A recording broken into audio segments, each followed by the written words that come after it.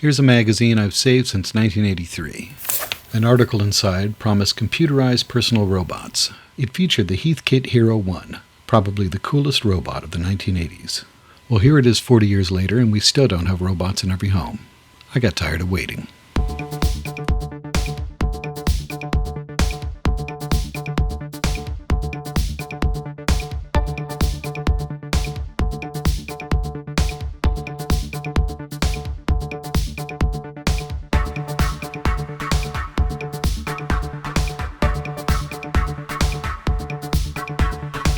Direct from eBay, here's our brand new 40-year-old Hero Jr robot. He stands about 20 inches tall and is about 14 inches wide at the base. Released a couple of years after the Hero 1, Jr was aimed at the consumer market. He came with a reduced price tag and a simplified design. Gone was the robot arm, but a new operating system gave the robot the ability to recite poetry, play games, and even sing. Heathkit called it a robot with personality. Plus, this one might look even cooler than the original. Before we power him on, let's take a quick tour. The faceplate contains 3 sensors: an IR motion detector that senses heat, a sonar sensor that detects objects, and a light sensor that detects light. The top of the head has an interface panel, including a keyboard for input and a set of LED lights for output, a recessed storage area that can carry up to 10 pounds, and a cartridge port for adding ROM cartridges. Under the body panels, we can see the internal structure. 2 free-spinning idler wheels allow the robot to roll over low obstacles like flooring transitions easier than the Hero 1, which had these wheels in the back. The right-hand wheel has an optical disc and reflection sensor that let the robot know when the wheel is turning. Between the wheels and as low as possible is the main battery, here a 12-volt lead-acid, but the robot was originally designed to use 2 6-volt batteries in series. Lastly, on the front is a circuit board for the radio remote control, which connects via cable to the computer in the head.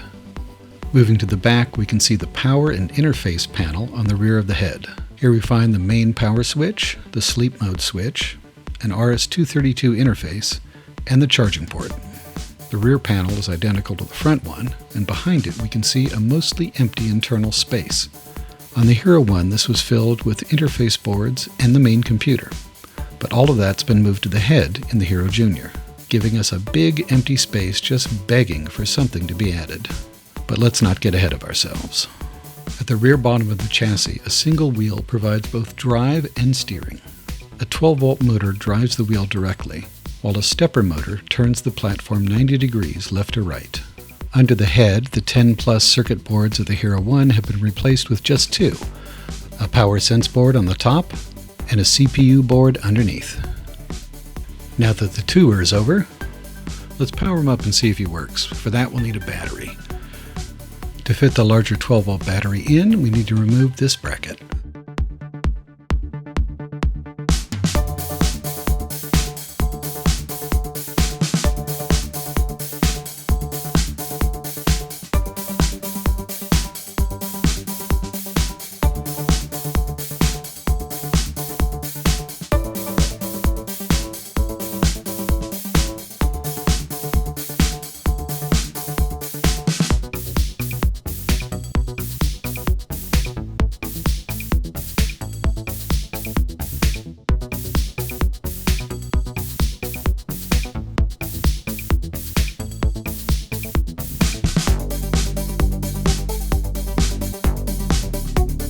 This is a standard, old-school, really heavy lead-acid battery, and it fits pretty well.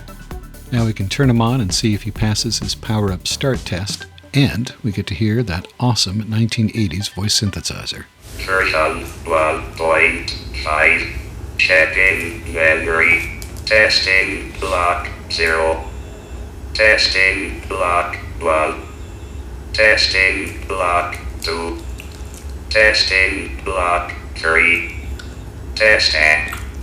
Please note that test AC is not a normal response, and we will be revisiting this moment in a future video. Test AC. Version 1.5. Checking. Version 1.5. Checking memory. Testing block 0. Testing block 1. Testing block 2. Testing block 3. Testing block 4.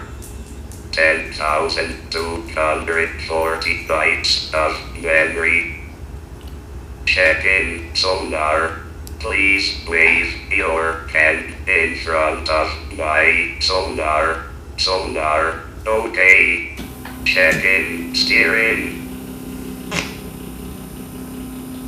Steering. Okay. Checking light sensor.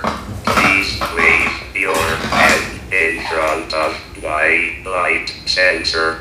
Light sensor. Okay. Checking drive motor. Drive motor malfunction.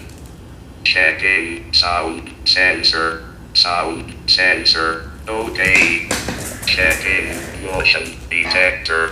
Please wave your hand in front of my motion detector. Motion detector malfunction. So we did pass most of the input-output tests, but we did have issues with the drive motor and the motion detector. Next, we're forced to set up the system clock and calendar, which takes a while, so I'll speed things up. Set clock and calendar. Daylight savings time selected. Press enter to confirm or T to change. Enter date. Compare. Enter date. Month. Compare date.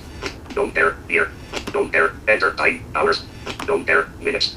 Compare 255 minutes. Press enter to confirm or T to change. Enter. Set special date. Enter date. Month. Compare date. Compare year. Compare. Press enter to confirm or T to change. Enter. I am Hero Jr., your personal robot. I am your friend, companion, and security guard. Ready? Next, we'll run the setup function and set all of the personality settings to 0 except for the explore function so we can diagnose what's going wrong with the drive motor. Setup. Current personality levels are Sing 1, Speak 2, Poet 1, Play 1, Explorer 1, Gag 0. Enter new personality levels. Sing 0, Speak 0, Poet 0, Play 0, Explorer 10, Gag 0, ready. And now, after sitting for a while with no user input, Hero Jr. will automatically go back into personality mode, and since we've given it only one thing it's allowed to do, it will start to explore. Time out. I'm looking for light. Something's in the way. You put this here.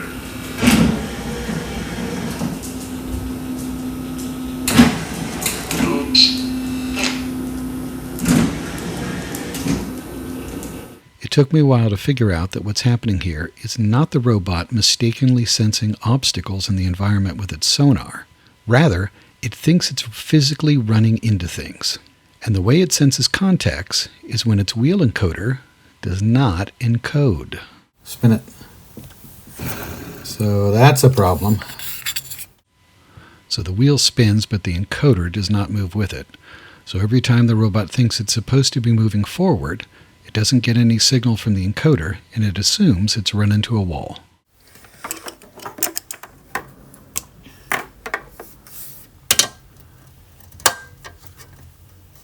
Unfortunately, to get to the encoder, we have to disassemble half the robot.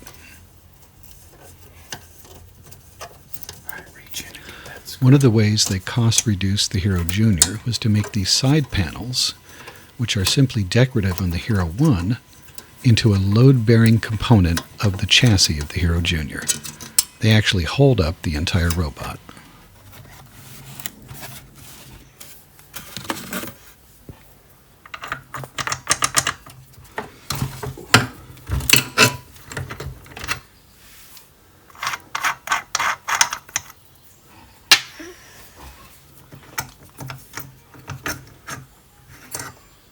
With the wheel off, we can see the tube that covers the threaded post and the encoder disc. These two are not supposed to be connected. What was grease 40 years ago has turned into glue, so we'll clean it with some isopropyl alcohol.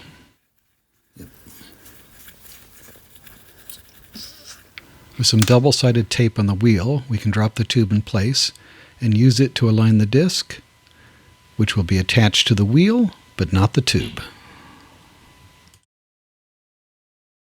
Here's the reflectance sensor that reads the alternating light and dark stripes on the disc.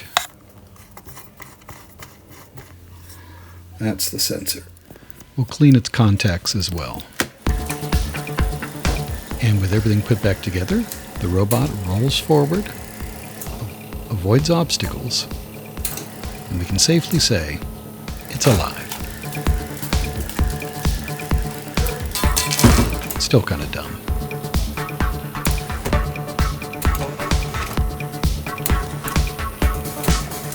So we have fixed the drive motor wheel encoder issue. Next time, we'll take a look at what's going wrong with that motion detector. We'll also dig into some minor mechanical repairs and do a bit of simple programming using only the keypad. Join us next time as we continue our restoration of everyone's favorite 80s robot. And if you like this video, don't forget to like, subscribe, and ring